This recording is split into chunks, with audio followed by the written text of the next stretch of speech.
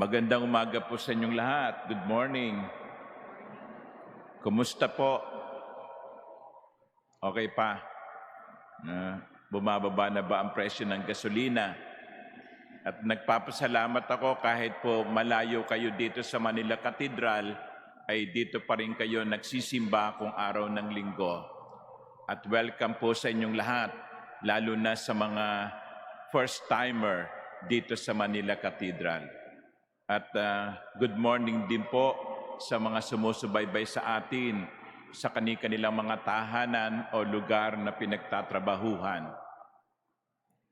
My dear brothers and sisters, last night over dinner with some friends, someone asked me, bakit mo nagustuhang magpari? So, nangiti ako. Alam niyo naman ako, bihira akong ngumiti, no? Okay. Sabi ko sa kanila, alam niyo, sa totoo lang, na-attract ako sa pagpapari dahil sa sutana. Sa ilalim po na itong damit ko na vestment ay meron pang sutana ito. No? Alam ba ninyo na itong sutana kong ito ay seminarista pa ako? Ibig sabihin, no? Okay, na maintain ang weight o maluwag lang yun nung araw, sumikip na ngayon. So sabi ko, nung ako'y high school, sakristan ako.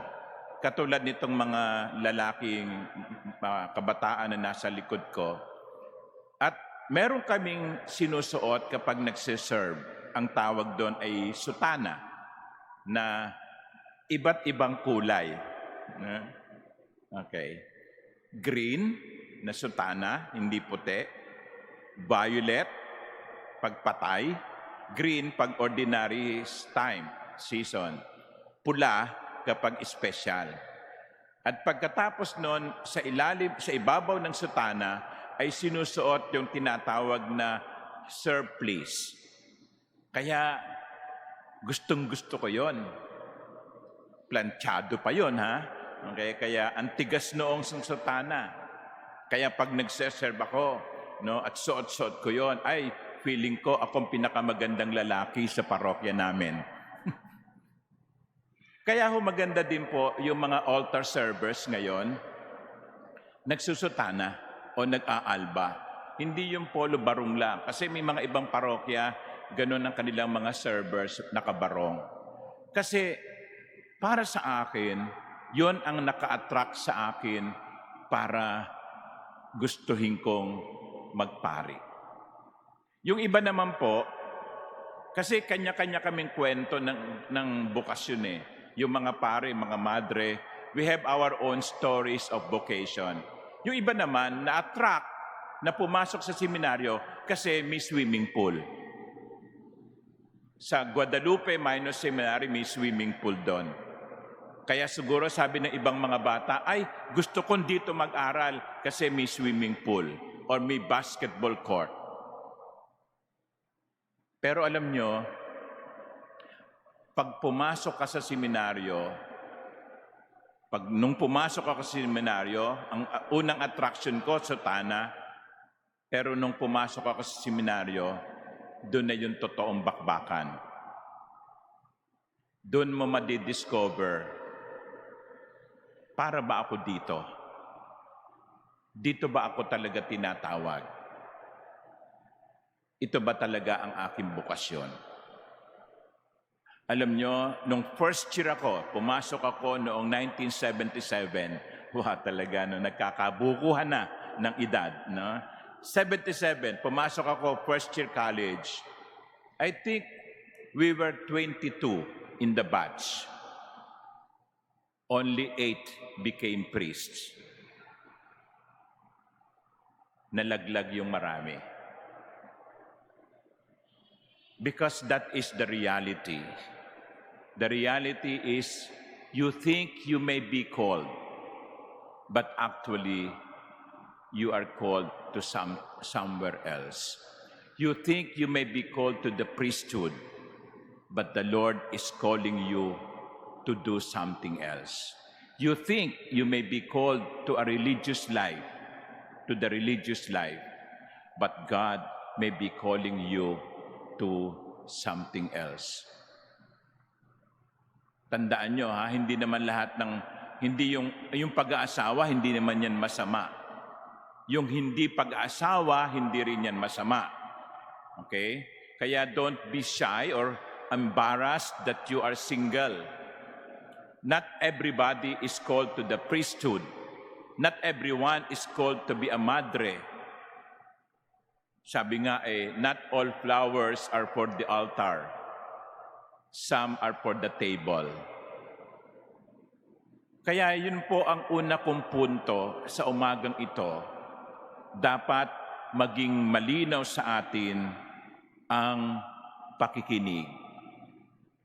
Sapagkat iba't iba ang tao, iba't iba ang tawag. Those who are called, let us pray that those who are called may recognize His voice. So yun ang una. Ngayong araw na ito na ipinagdarasal natin ang pagdami ng mga magpapari o magmamadre o magiging religyoso. Ang una kong punto ito, saan ba ako tinatawag ng Diyos? Sa mga mag-asawa na naririto, diyan kayo tinawag ng Diyos sa buhay pag-aasawa. Sa mga wala pang asawa hanggang ngayon, baka tinatawag kayo sa buhay ng pagiging single. Pero yung mga walang asawa o dating may asawa pero biyudo na, baka tinatawag kayo ng Panginoon sa buhay ng paglilingkod bilang pari. That is why it is very important to listen to the voice, like the gospel saying, they recognize my voice and therefore they follow me. Saan at sino ang tumatawag sa inyo? Kaya kinakailangan nating magdasal para suriin ano ba yung boses na napapakinggan ko. Saan ba ako inaanyayahan ng tinig na ito? Then the second point is generosity of heart. Alam nyo, marami ang mga tinawag. Kaya lang, hindi lahat sumasagot. Hindi ba? May mga cellphone naman kayo lahat. Halos lahat. Hindi ba? May nagri-ring. Pag nakita nyo yung caller ID, ay, nako, maniningila naman ang utang yan. No? So, ignore. Di ba? Missed calls. And that is the problem. Many people, many young men and women are called to the priesthood or to the religious life. But they say, ayoko. Generosity of heart.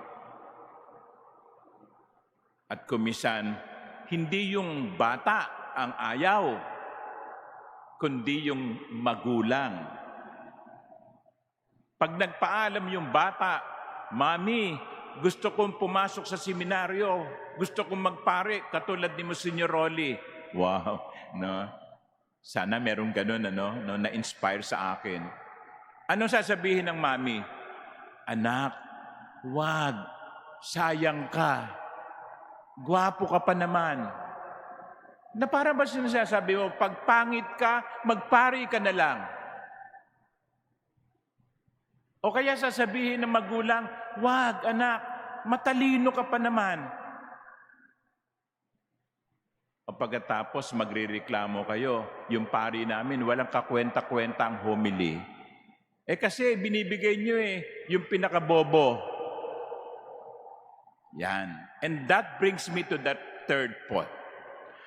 My third point is this, that we should create a community, family, an environment where God's voice can be heard and where silence and prayers and witness can make vocation possible. Alam ba ninyo kung ano ibig sabihin ng seminaryo? The word seminary? It means seedbed. Alam nyo, may iba-ibang uri ng pagtatanim eh. Yung iba, ihahasik mo lang, no? Pero merong isang uri ng pagtatanim, gagawa ka ng seedbed. Yung isang box, may lupa doon. Then doon mo ilalagay yung binhi, no? Doon mo itatanim.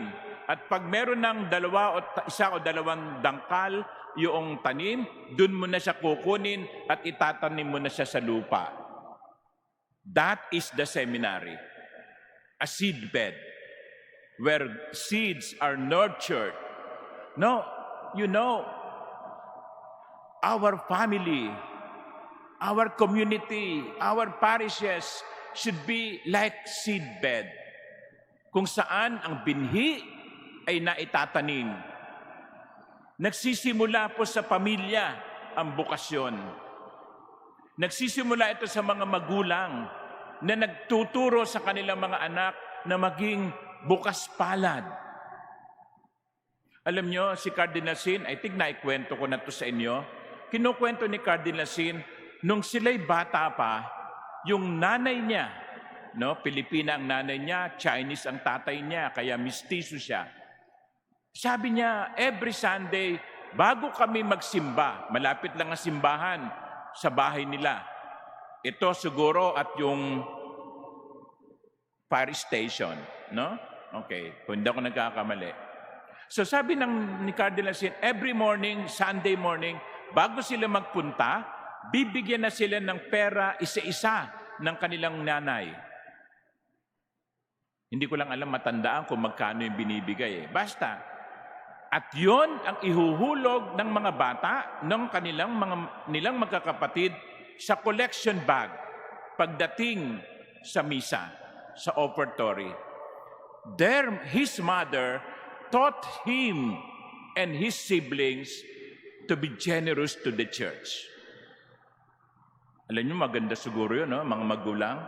No? Isasama ninyo yung mga anak ninyo sa simbahan. Pagkatapos, siya ang pagbibigay nyo.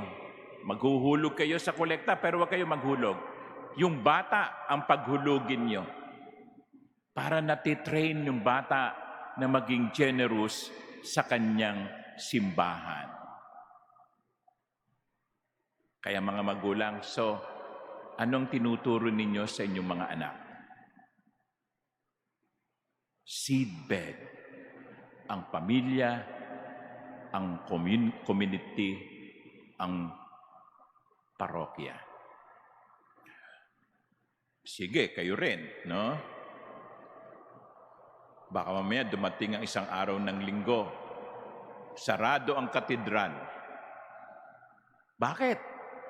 Wala nang pari eh. No?